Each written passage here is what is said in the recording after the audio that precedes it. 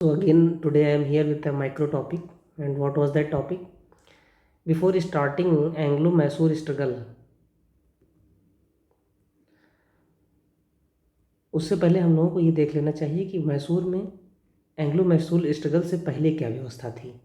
So we will get what were the reasons of Anglo Mysore struggle. Okay, तो that can be also important for UPSC preparation. यहाँ पर हम लोग वही चीज़ें देख रहे हैं जो यूपीएससी के लिए इम्पॉर्टेंट हैं. तो जो है आपको ये समझना चाहिए कि मैसूर में उस समय हैदर अली का शासन था. तो हैदर अली के समय में कुछ रिफॉर्म्स हुए हैं. So today our topic is this कि हैदर अली ने कौन से रिफॉर्म्स किए हैं मैसूर रीजन में. Okay, I have made this representative image of our southern India, है ना.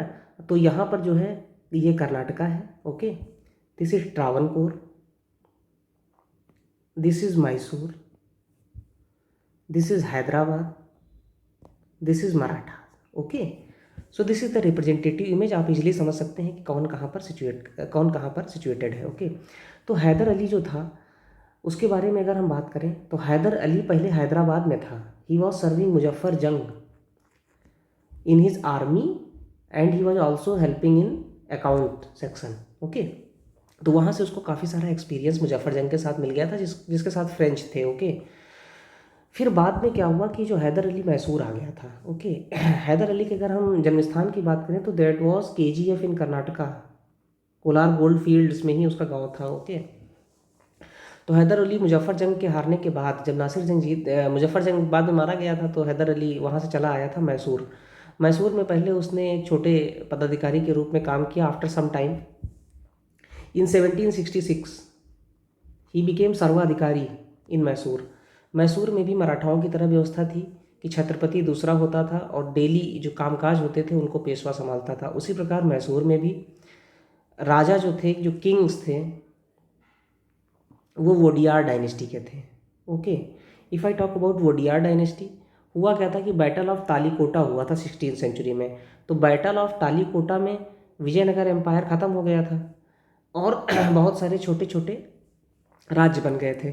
उन राज्यों में जो सबसे प्रोमिनेंट था वो थी Wodeyar dynasty. And because of that Wodeyar dynasty was there in Mysore when Hyder Ali first got employment in this region. Okay, after that he became सर्वाधिकारी. तो वोडियार जो थे वो शासक थे और हैदर अली उनका सर्वाधिकारी था.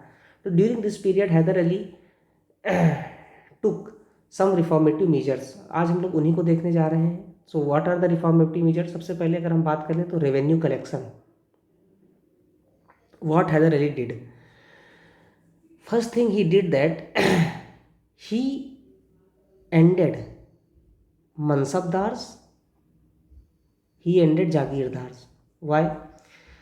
सबसे नीचे स्तर पर होता था किसान, उसके ऊपर होते थे जागीरदार और मनसबदार, और उसके ऊपर होता था किंग. यहाँ से टैक्स इसके पास जाता था और यहाँ से टैक्स इसके पास जाता था. ओके, तो कहा जाता था कि ये जागीरदार और मनसबदार बहुत सारा पैसा खा जाते थे. Okay, that was the situation.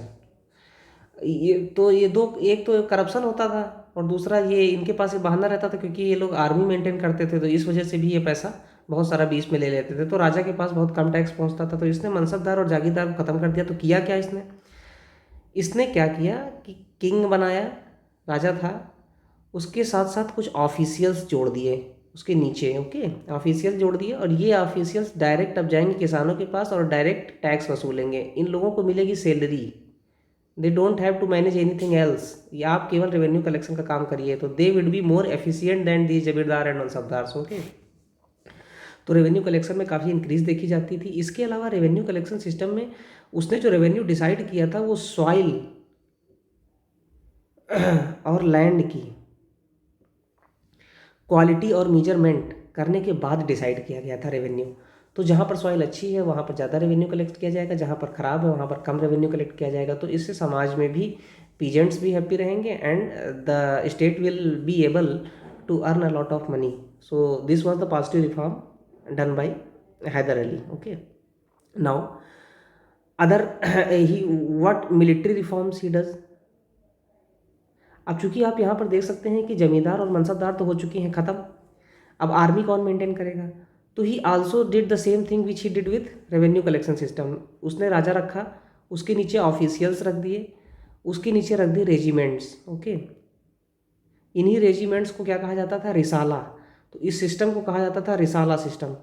Okay, officials के नीचे रेजिमेंट्स रख दिए गए थे। ऑफिशियल्स, इनका काम केवल होता था आर्मी को मेंटेन करना। ओके, उनकी ट्रेनिंग पर ध्यान देना, डिसिप्लिन करना, स्ट्रेटजीज बनाना।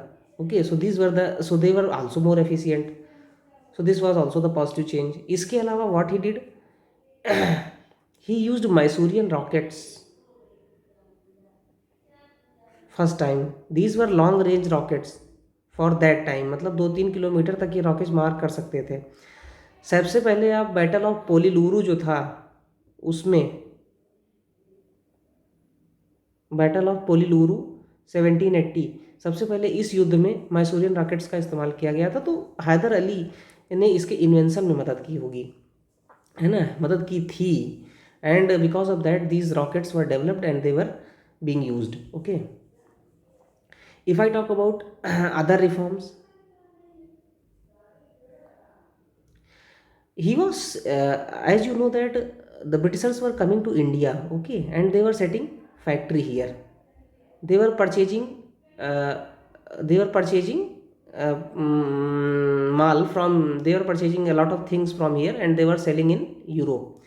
तो इसने सोचा कि क्यों ना I should go to the foreign region and I should make a factory. Hyder Ali ने सोचा मुझे वहाँ पर फैक्ट्री बनानी चाहिए और मैं सीधे ही वहाँ पर माल बेचूँ अपना, तो मुझे ज़्यादा पैसा मिलेगा क्योंकि इंटरमीडिएटरीज वाला काम ख़त्म हो जाएगा, फॉरेन फैक्ट्रीज वाला। सो this was his plan and he also did this with France, and then he was talking to Iran about Chabahar port.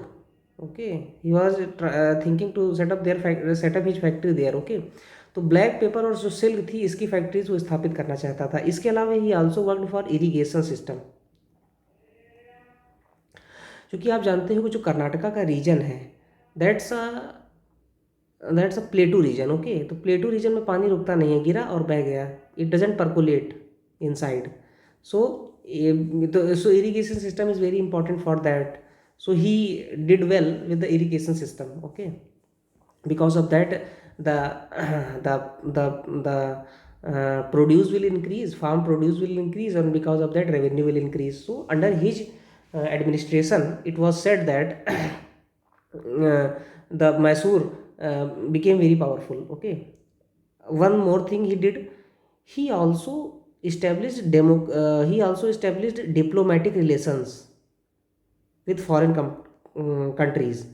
So I think Mysore was the first region that did this, और बाकी राज्यों के कोई बहुत बड़े प्रमाण नहीं मिलते हैं। तो जो means I don't know about that because we are learning it from the GS perspective, but Mysore was very important region. He establish diplomatic relations with Ottoman empire. Okay, he establish diplomatic relations with Iran, he established diplomatic relations with France, and he also helped USA in its war of independence. Okay, so you can see that his view was broad. वो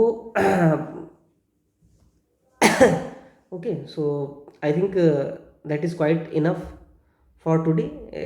So हम देख सकते हैं कि diplomatic relation उसने स्थापित किए विदेशियों के साथ, तो ये अच्छी बात पहल थी। इरिगेशन सिस्टम स्थापित किया उसने, फैक्ट्रीज वो स्थापित करना चाहता था। इसके अलावा उसने रिसाला सिस्टम इंट्रोड्यूस कराया था, मैसूरियन रॉकेट्स का इस्तेमाल किया था, you can write it Mysorean rockets. Okay, इसके अलावा उसने रेवेन्यू कलेक्शन सिस्टम को एफिशिएंट बनाया था, ऑफिशियल्स नियुक्त किए थे। इसके अलावा सॉइल और लैंड का मेजरमेंट किया था। I think that is quite enough.